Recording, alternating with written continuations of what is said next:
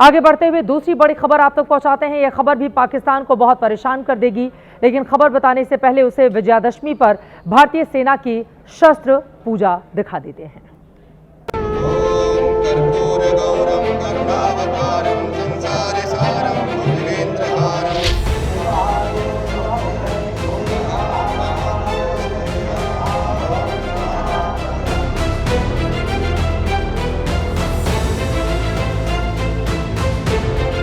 पाकिस्तान की ओर से कोई भी हिमाकत की गई तो उसे ऐसा करारा जवाब मिलेगा कि इतिहास और भूगोल दोनों बदल जाएंगे मेरे साथियों।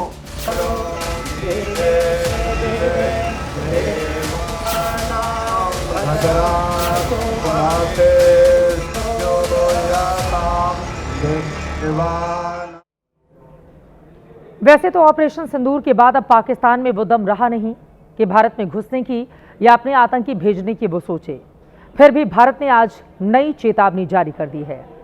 विजयादशमी के मौके पर रक्षा मंत्री राजनाथ सिंह ने आज पाकिस्तान को उसका इतिहास और भूगोल दोनों बदल डालने की चेतावनी दे दी। 1965 के युद्ध में भारतीय सेना लाहौर तक पहुंच गई थी। सर क्रीक के इलाके में पाकिस्तान की हरकतों पर रक्षा मंत्री राजनाथ सिंह ने आज उसे जमकर हड़काया है। साफ साफ शब्दों में कहा है कि अगर पाकिस्तान ने अपनी दुम सीधी नहीं की तो भारत को अच्छे से यह पता है कि कराची पर कब्जे का रास्ता कहां से होकर जाता है। 1965 की जंग में भारत की सेना ने लाहौर तक पहुंचने का सामर्थ्य दिखाया।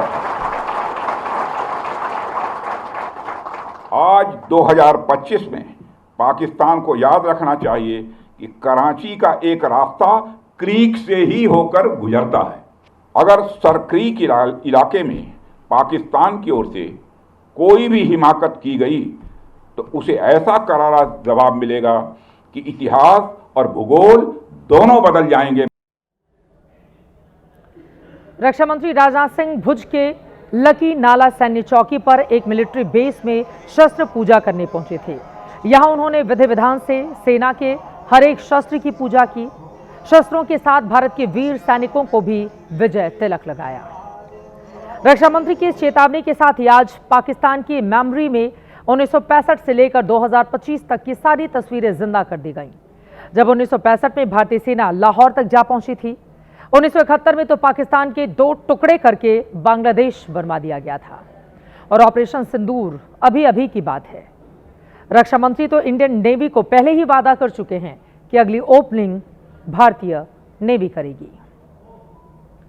आजादी के 78 साल बाद भी पाकिस्तान सर क्रीक में सीमा विवाद खड़ा करने की कोशिश से बाज नहीं आ रहा, इसीलिए उसे ये चेतावनी देनी पड़ी है। ऑपरेशन सिंदूर के दौरान पाकिस्तान लेह से लेकर सर क्रीक तक भारत के डिफेंस सिस्टम में सेंध लगाने की कोशिश कर रहा था। रक्षा मंत्री ने बड़ा खुलासा करते हुए बताया है कि सर क्रीक में पाकिस्तान पिछले कुछ समय से अपनी मूवमेंट बढ़ा रहा है। पाकिस्तान से तनाव में अक्सर जम्मू कश्मीर बॉर्डर, राजस्थान और पंजाब बॉर्डर का जिक्र आता है। सर क्रीक आखिर क्या है, इसकी चर्चा अक्सर बेहद कम होती है। दरअसल सर क्रीक भारत पाकिस्तान के बीच एक दलदली इलाका है। जल की ये पट्टी भारत और पाकिस्तान के बीच 96 किलोमीटर लंबी है।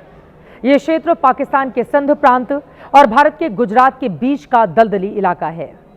ये जगह कच्छ की खाड़ी से अरब सागर में जाकर मिलती है। इंटरनेशनल ट्रिब्यूनल ने 1968 में ये बॉर्डर तय किया था। विवाद की बात करें तो इस इलाके में पानी और दलदल की वजह से बॉर्डर तय करना बेहद मुश्किल है, जबकि ये इलाका विशेष आर्थिक क्षेत्र है। तेल और गैस संसाधनों के लिहाज से ये बेहद महत्वपूर्ण माना जाता है। भारत का दावा है कि इंटरनेशनल लॉ के मुताबिक सीमा सर क्रीक के बीच होनी चाहिए ताकि दोनों देशों का इलाका सही से बटा हुआ हो, जबकि पाकिस्तान इस पूरे सर क्रीक को अपना बताने का झूठा दावा लगातार करता रहता है। पाकिस्तान इस क्षेत्र का इस्तेमाल तस्करी और आतंकी गतिविधियों के लिए भी करता आ रहा है। 26/11 मुंबई हमले के लिए कसाब और उसके साथी पाकिस्तानी आतंकवादी इसी रास्ते से दाखिल होकर मुंबई तक पहुंचे थे। भारत ने जब भी सर क्रीक को लेकर पाकिस्तान से बैठकर बात की है, पाकिस्तान ने इसका नाजायज फायदा उठाया है। 2016 में पाकिस्तानी आतंकवादियों ने पठानकोट में हमला कर दिया, जिसके बाद इस सर क्रीक के मसले पर बातचीत बंद हो गई। जबकि इसी साल पहलगाम में आतंकी हमले को अंजाम दिया गया, जिसके बाद शिमला समझौते के जरिए भी बातचीत का मौका पाकिस्तान ने गंवा दिया। रक्षा मंत्री ने पाकिस्तान को फिर से ये याद दिलाया है कि भारत बिना वजह किसी को छेड़ता नहीं है, लेकिन अगर कोई गलती से छेड़ दे तो फिर वो छोड़ता भी नहीं है, जैसा कि हमने ऑपरेशन सिंदूर में किया था। तो सीता ने कहा, क्या हनुमान, तुमने लंका में इतनी तोड़फोड़ क्यों की? क्या जरूरत थी इसकी? क्यों इतने लोगों को मारा? तो उस समय हनुमान जी ने कहा कि हे माते सीता, जिन मोहि मारा तिन मोहि मारे। ऐ माता सीता, जिन लोगों ने हमको मारा, हमने केवल उन्हीं लोगों को मारा। ऑपरेशन सिंदूर में भी आप सबने यही करके दिखाया।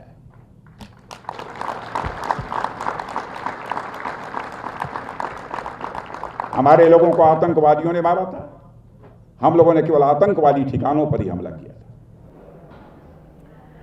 रक्षा मंत्री का ये महत्वपूर्ण बयान आपने सुन लिया। भारत अपने शस्त्रों का इस्तेमाल करना जानता है, पाकिस्तान के लिए इतना इशारा ही काफी है।